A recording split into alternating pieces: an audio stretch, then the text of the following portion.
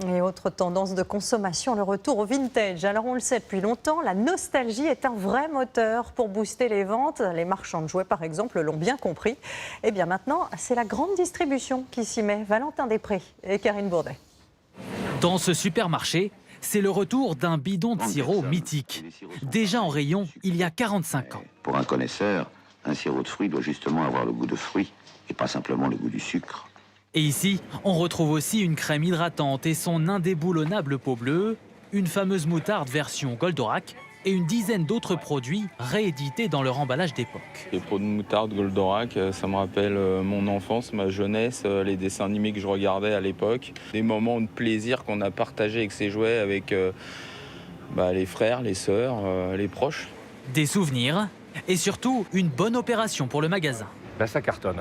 Ça cartonne puisqu'on devait écouler ces produits sur un mois et en 15 jours, l'ensemble des quantités a été vendu dans la plupart de nos magasins. Un succès, alors pourquoi préférons-nous ces produits vintage? Très souvent, la nostalgie rappelle les produits de notre enfance.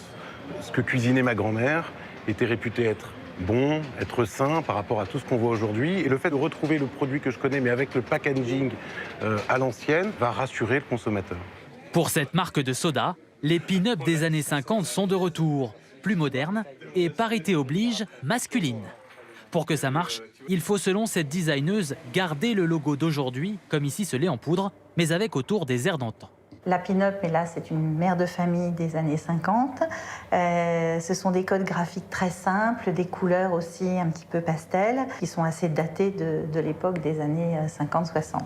Et la tendance envahit aussi la mode, comme ce jogging de 1985, ressorti par une enseigne de sport, rupture de stock en 48 heures. Cette marque va même plus loin. Tous ces maillots sportifs sont inspirés d'une époque bien lointaine. On a le maillot authentique de l'équipe de France de 1905, tel qu'il était réellement. Vous retrouvez le coq qui a été travaillé au niveau de la couleur différemment, sur du sweat et donc sur des produits qui sont contemporains. Des étiquettes rappellent l'histoire de chaque vêtement et ça marche. Les produits s'exportent désormais aux États-Unis et bientôt au Japon.